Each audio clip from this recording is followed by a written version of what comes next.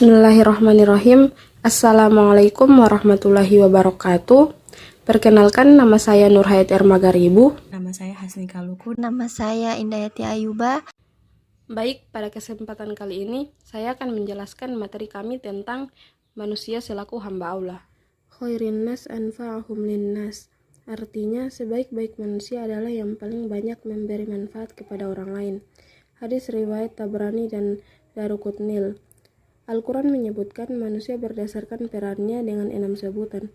Manusia sebagai al-insan, individu, manusia sebagai an-nas, makhluk sosial, manusia sebagai khalifah fil ardh, khalifah di bumi, manusia sebagai Bani Adam, keturunan Nabi Adam, manusia sebagai al-bashar, makhluk biologis, dan manusia sebagai abdun, hamba Allah. Dari sekian peran manusia yang disebutkan dalam Al-Quran, peran manusia sebagai hamba Allah adalah kunci dalam menjalankan peran yang lain sebaik mungkin.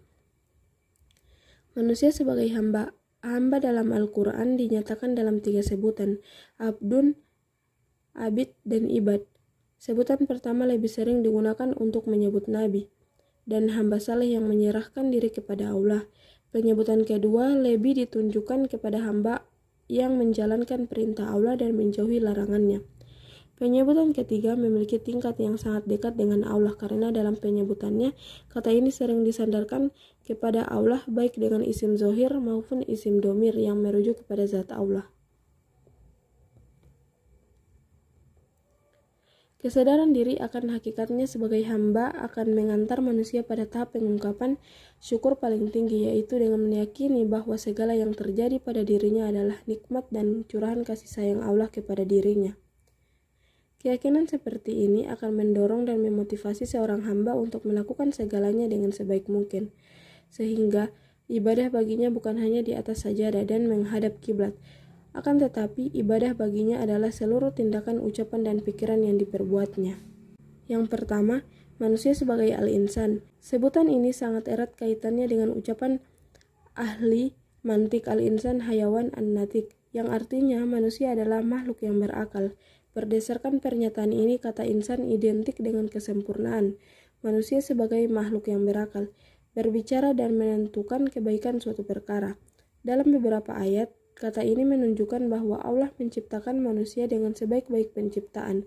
Di sisi lain, ada juga beberapa ayat yang menunjukkan bahwa manusia adalah makhluk lemah, sering lalai, dan memerlukan bimbingan. Kata insan dalam Al-Quran disebutkan sebanyak 64 kali.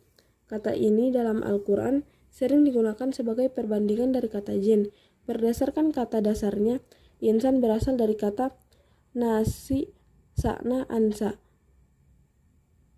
An-nasa bisa diartikan melihat, memperhatikan. Kata an-nasa bisa diartikan lembut, jinak, ramah, dan kata nasia bisa diartikan dengan lupa. Dari ketiga kata dasarnya, dapat kita simpulkan manusia adalah makhluk yang mampu mempelajari sesuatu dengan akal dan indranya, makhluk yang lemah sehingga membutuhkan orang lain, dan makhluk yang memiliki sifat pelupa. 2. Manusia sebagai an-nas, masyarakat atau sekumpulan manusia. Secara bahasa, kata ini merupakan bentuk jamak dari kata insan. Dalam Al-Quran, kata ini sering digunakan untuk menyeru sekumpulan manusia, makhluk yang diciptakan bersuku-suku, berbagai macam budaya dan adatnya. Dengan penjelasan ini, dapat kita simpulkan penyebutan manusia dengan kata an-nas bertujuan untuk menunjukkan hakikat manusia sebagai makhluk sosial yang saling membutuhkan satu dengan yang lainnya dan tidak mungkin hidup sendirian. Kata ini dalam Al-Quran disebutkan sebanyak 241 kali. 3. Manusia sebagai Bani Adam, keturunan Nabi Adam. Penyebutan manusia sebagai anak turun Nabi Adam ingin menekankan bahwa manusia berasal dari manusia, bukan dari evolusi makhluk lain. Dengan mengetahui asal mulanya, diharapkan manusia tidak merendahkan dirinya sendiri dengan menyembah kepada benda yang ia ciptakan sendiri, atau berperilaku yang melanggar nilai-nilai kemanusiaan seperti tidak memiliki rasa malu, mendahulukan nafsu, dan sebagainya. 4. Manusia sebagai khalifah fil ardh. atau khalifah di bumi. Kata khalifah berasal dari kata halafa yang memiliki arti antara lain mengganti, yang baru, dan berbeda. Sedangkan kata khalifah sendiri sering diartikan sebagai pemimpin atau orang yang menggantikan orang lain dan menempati posisinya.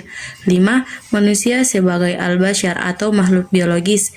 Kata bashar dalam Al-Quran disebut sebanyak 35 kali berkaitan dengan manusia dan 25 kali berkaitan dengan nabi. Secara umum, penggambaran manusia dengan kata ini adalah makhluk berjasad dengan segala potensi dan kebutuhan biologisnya seperti mampu berjalan, tumbuh, makan, berparas tampan, dan lainnya. Baik, itulah penjelasan materi kami tentang manusia selaku hamba Allah. Syukron ala ihtimamikum. Wassalamualaikum warahmatullahi wabarakatuh.